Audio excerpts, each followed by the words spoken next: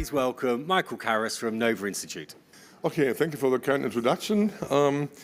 Yeah, my presentation, this is already, you'll see the title is a little bit different from what you saw on the program. Can happen, but I will also tell a little bit about China, no doubt about it. If we talk about renewable carbon economy, we cannot talk not about China, and also in comparison to Europe and US. A short introduction to Nova Institute. Nova Institute is a science-based research and consultant company, and we have the message to support policymakers and companies on the transition from fossil to renewable carbon. We have meanwhile about 50 scientists, and you see on the right-hand side already that it's not only about bio-based, and you will see that in more slides. So to replace fossil carbon, we need bio-based, we need CO2-based, and we need recycling.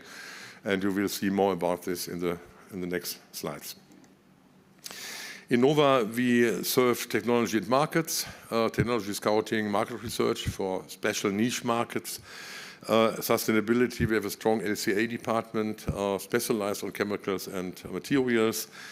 Communication, you can do perfect products. If you miss the right communication to the market, you can really fail.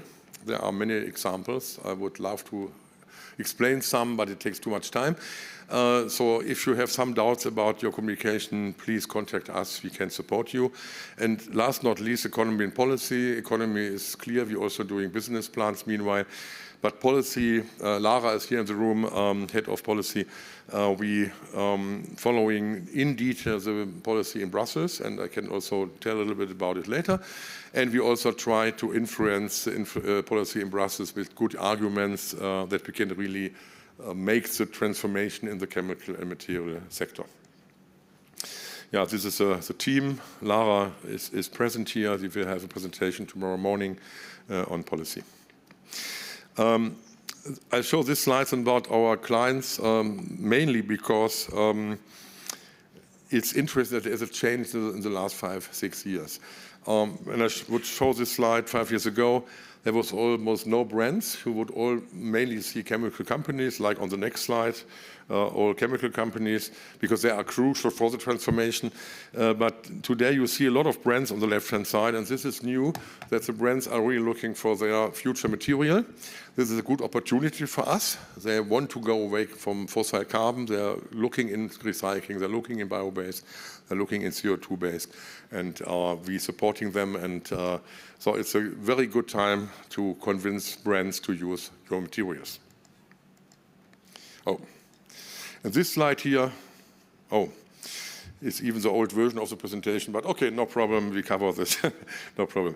You see here, we're doing a lot of market and trend reports, and on the right-hand side, on the top, you see a China report. And you see here that the capacities of bio-based polymers in China are really growing faster than at any place in the world. And they are also not mainly meant for export. They are mainly meant for the Chinese local market. We see in this report there is a comprehensive description of the policy in China. So our Chinese employee made an overview about the decisions of the Communist Party over the last 10 years. And there's a strong commitment to bio-based economy. And in China, there is a huge topic, biodegradation. In contrast to Europe, biodegradation is not so important in policy, or even not welcome in policy.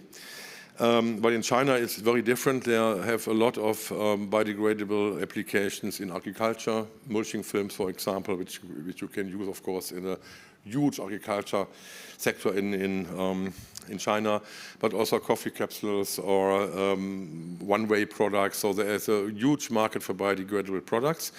And because it's so supported in China, I think it's very clear that China will be here the market leader also in regulations, in standards, because they're just growing fast as the market worldwide. But on the other hand, we also see in China that they're growing overcapacities. So the support of growing up capacities is not fully in line with market uptake. They're working on this, but at the moment we have here two big capacities. That would mean at the moment, before the market is ready to take up the new products, there will be also exports, of course, to other markets. The other reports you see here are on CO2-based, on bio-based, on recycling, or the next one coming next week is on alternative naphthas. So a lot of in-depth information on markets and technologies. This service here, I show only a very few, but I think they are important for you. This is our daily newsletter. We have 340,000 page hits a month. It's the biggest in the world. And there is all news on bio-based, CO2-based, and recycling. We brought these three streams together as a solution to replace fossil. And everything is free of charge here. Every day we have 5, 6, 7 news from what's happening in the world.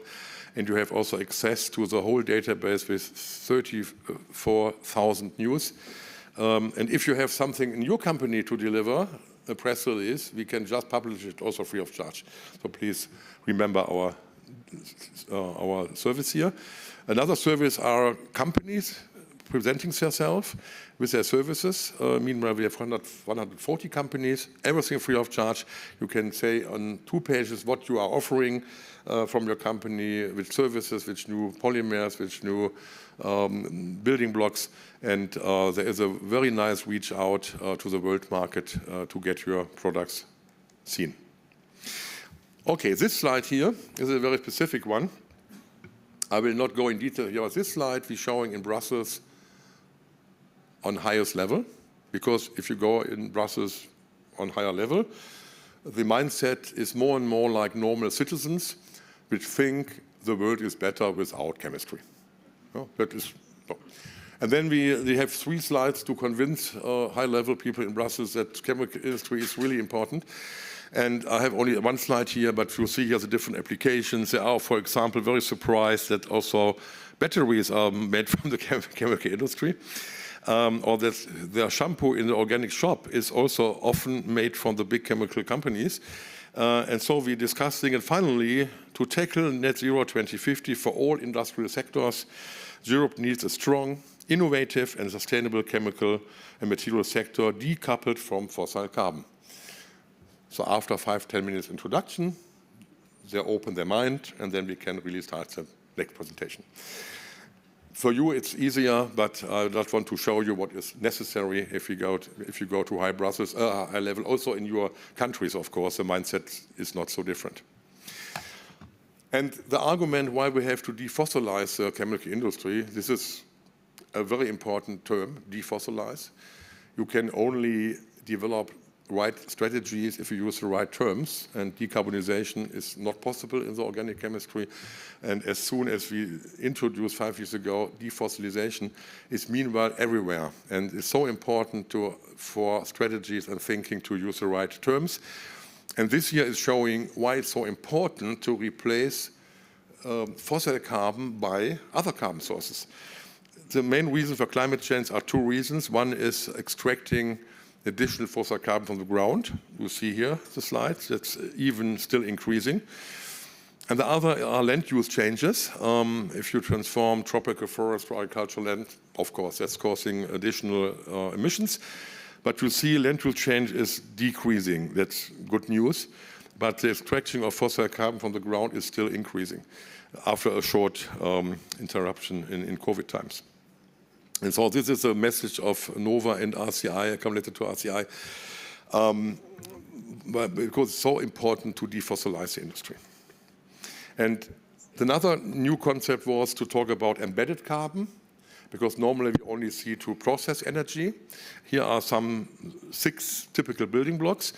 And I talked to many chemical companies, and they say you can add another 50 building blocks. It's almost the same picture. 1/3 of the carbon is related to the process energy, but 2/3 is embedded in the molecule, so you can't replace it by anything else than other carbon sources. And this is also a new mindset in the last 5 years arrived on the market and in the policy sector. And renewable carbon initiatives, the next slide I'll show a little bit about it, because all the slides I show now are financed by RCI. This here is a very short version of the concept. 70% of the greenhouse gas emissions come from additional fossil carbon from the ground. We can decarbonize the energy sector. That's fine with solar and wind, and if you want nuclear energy, but not for chemicals and materials, because they are mainly based on carbon. And so we need a defossilization of chemical and materials, and we have three sources: biomass as a strong pillar, CO2-based, and recycling. And we have just put in green and red colors for the policymakers to make it really easy. We have the good carbon, carbon above the ground, and the bad carbon, carbon below the ground. And you see in the next slides how we are depending still on this fossil below the ground. And here's also a nice definition. And meanwhile, if you use ChatGPT and ask ChatGPT what is renewable carbon, you will find this story here. Since a few weeks, we're very happy about it. So renewable carbon entails all carbon sources that avoid or substitute the use of any additional fossil carbon from the geosphere, from the ground. Renewable carbon can come from the atmosphere, biosphere, or technosphere. Yeah, a short view on Renewable Carbon Initiative. This is an initiative we founded 2020.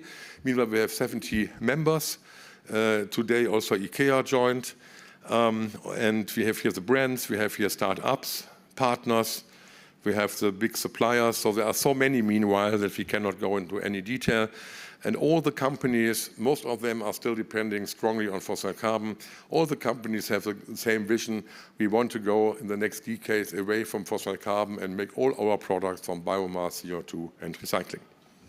And we have here a nice yearly budget to do background reports, graphics, position papers.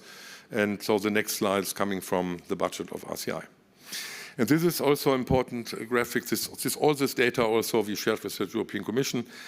This is a worldwide view on the situation. The chemical sector is depending worldwide 88% on fossil carbon, 8% biomass, and 4% recycling. So you see how long this journey is for the future. In Europe, I will skip the slide on Europe because Europe is even more depending. So in Europe, the share is more than 90%. The reason is that we were so addictive to the cheap crude oil and gas from Russia that we are really more depending on fossils than on world level. That's a little bit shocking also for the Commission, but so in Europe we have even do a bigger job for defossilization.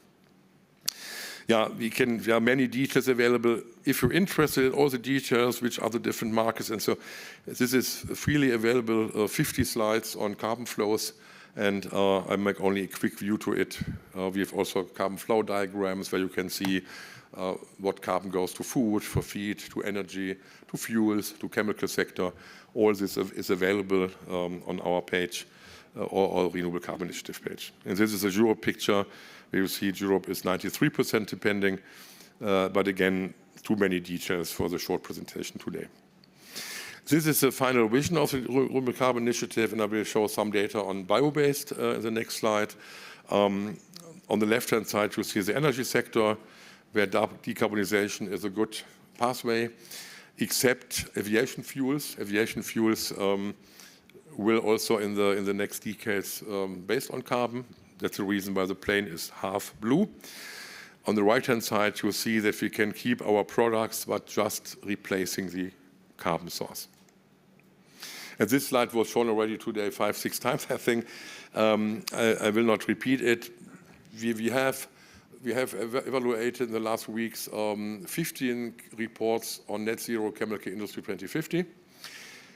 And all reports have one message: we need bio-based, CO2-based, and recycling. And some reports have still some fossil in the mix with CCS. But there's a full agreement we need all three. And then the question is, if in a bio-based context we hear today, why only 20%? Because many bioeconomy experts always said the last decades we replace 100% fossils.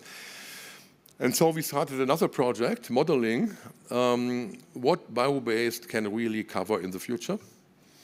And our result is that it will be published end of August. It's something about 20%. So when we try in the model to go to 30, nothing left. So not enough there. So about 20 is a good number. And another message is from this 20%, and now you are a little bit shocked perhaps, or enjoyed, about 80% are food crops. So if you try to make it with second generation, not 20%, perhaps 5%. So that means it's mainly based on starch, sugar, and plant oil, but this is not a problem because there is more than enough. It's much easier to increase starch production than wood production. And this is not my main topic today. We will publish it end of August, early September for the new commission. Then we have different workshops on that, so you are invited to join because then we can show you a lot of fascinating new data. But the first message here is 20% is a good number. This is possible, but the other have to be realized with recycling and CO2-based. CO2-based, also not a big issue today in my presentation, but this is more than realistic. If you see later one slide on what happened in the aviation fuel sector, where we talk about, in Europe, 40 million tons of kerosene from CO2 and bio-based. This is decided, that will happen. We see big investment here. Then we have so many CO2-based byproducts like naphtha that, of course, the chemical industry will use in the next decades CO2 for polymers. This will happen because it's not there in the future. So this is really realistic to have such a share or even a higher share. How we can achieve this 20%, there are mainly two kinds of strategies. One strategy is to use the existing structure of the chemical industry. You see here in dark blue the main building blocks of the chemical industry today, and to replace the fossil carbon by bio in green, purple in CO2, and orange with waste. This will be necessary to do the job because if you see to the volumes, about 80% of the flow is made from ethylene, methanol, and naphtha. So when we try to make some new bio-based products, we can get 1%, 2%, 3%. But when we want really to change the big flows, we have to defossilize ethylene, methanol, and naphtha. And there are different concepts for that. For example, here you see as an example the different pathways to ethylene, propylene, butadiene, from CO2, from biomass, and everything else. And this is a typical work from Nova experts, a company asking us for that. Of course, they don't want to have only the slide here. They want to have the economic data and the LCA data I'm not allowed to share here. But this is the first introduction that they say, okay, these are the pathways we want to discover in detail. And then we're doing a very detailed job for the companies. And so we see we can replace fossil carbon with existing technologies in these building blocks. On the other hand, we will also see complete new pathways. Here's some examples for C2 to C6 routes and syngas with new organic acids, which are not produced in the fossil system. So this will also happen parallel. And if you ask me or other experts, what is the share 2050 between the old chemical industry defossilized and the new chemical industry 80-20, nobody knows. This is depending on so much framework decisions. We have some biorefineries running in Europe. This is the oldest one in Norway from Borregaard, using wood. And you see here all the products they're producing. This is running with profit since many years. So this is a very successful story, especially because they make von lignin vanillin. This is one of the most sold products here in this biorefinery. Another example is UPM Leuna in Germany, making the MEG for PET, for example. Or we have an example to make polyester fibers for textiles from this MEG here. So it's another example. So originally, the Commission expected to have 50, 100 big biorefineries. That has not worked, but at least 2 are working and some others are on the way to be realized. Now coming to bio-based polymers, a few slides. Bio-based polymers are a success story where market demand is created. This is in the US the case, and especially in Asia. In Europe, we're working hard with the Commission to get some market pull. We hope with the next Commission we can realize, for example, a bio-based quota in packaging waste regulation or those things. So it could happen that in the next years we have some market pull. We also preparing just a big report for the Commission with instruments we can use to create market pull. But today, the market pull is extremely low for this sector, and you see this directly in investment. I'll show later a picture where the new plants are created, and this is mainly Asia, because there is market demand. And what we learned after 30 years policy, so I'm so long in the business, the only way to get really things changed is to create market demand. We see this in fuels, in energy, we see this in aviation fuels. If you create a market, it works well. Investment is no risk. You invest and you make your profit. But in the chemical and material sector, this has not happened so far in Europe. And this you see directly in the investment in the different regions. And if now there also are ideas not to allow investment in food crops-based chemical industry, that would, from my point of view, the death of the European bioeconomy. And that's the reason why we will fight strongly the next 6 months for not wrong decisions in the sector. Yeah, we have today 17 commercially available bio-based polymers. We have drop-ins, which are exactly the same as in fossil. We have smart drop-ins, also the same, but a different production pathway. And we have new ones, dedicated, which are new and they have no fossil counterpart.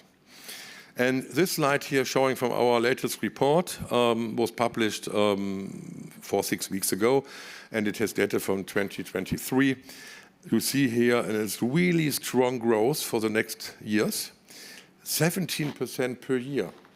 Yeah, the fossil growing with 3 to 4%. So it's really a big increase, and that would mean we're coming from 1% share today to about 2% in 5 years.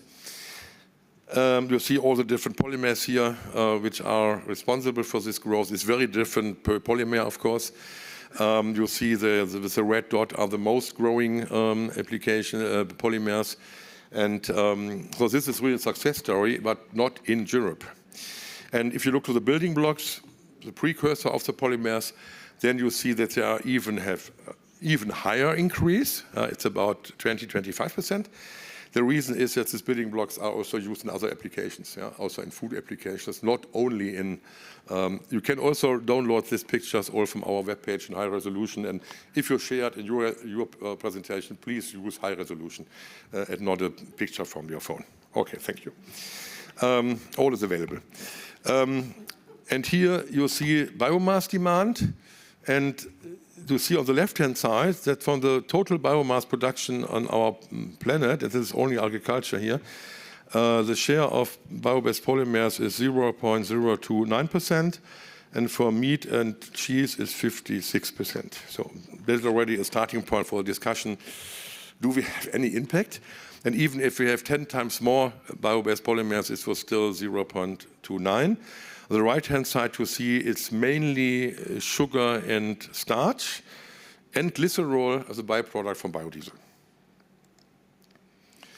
Yeah, I will skip these slides here because this is CO2 utilization, also a nice picture, but this picture is really important. So I have normally also a picture for the shares in the different regions, and you see that every year the share of capacities is growing in Asia, and Europe is always increasing every year. I have it not in my slides today, but you can also see it on our webpage. This year is really important because I realize that most of you are in the chemical and material sector and you don't look what's happening in fuels. And this is a scenario only made on the decisions of Commission, Parliament and Member States. So this is binding. And so the decision is, for example, that in aviation fuel, 70% till 2050 has to be produced from biomass or CO2, at least 35% from CO2, and maximum 35% from biomass. And you see here what is happening in Europe. Till 2050, the demand for biomass is doubling till today, so they will absorb every second generation feedstock. Yeah? Nothing left for other sectors. And above you see the CO2 part, so there will be strongly investment in CO2 utilization with some byproducts we can utilize. And of course, it could happen that someone is deciding in the future the fuels have go to CO2 and leave the biomass for our sector. But as long the power in Brussels is with DG Energy and DG Move and not with DG Grow. This is more realistic, this picture here. And if you make your planning in the future, keep the aviation fuel sector and the marine sector on your table, because they have so much strong impact on your business. And we will publish also a report end of August on this topic, where we have detailed discussion what is left over for chemicals, because the new strategy of DG Grow on the transition pathway have to keep in mind this competition. Otherwise, they're doing projections which cannot never realized in Europe because there is no feedstock. Yeah, I think this is for chemical recycling, not the main topic today, and I have only 5 seconds left. You'll see here that we have a long list of recommendations for the Commission, and we will have even more, that we have a whole workshop on this proposals and instruments, but this will all happen. We will finalize 3-4 reports end of August to be ready to share with the new Commission on biomass availability, on instruments, on competition to the fuel sector. And and if you want to stay on the latest information, just join RCI, Renewable Carbon Initiative, and every month you will meet Lara in the policy workshop, getting the latest information from Brussels. Many thanks for your attention. And for questions, please take me in the break.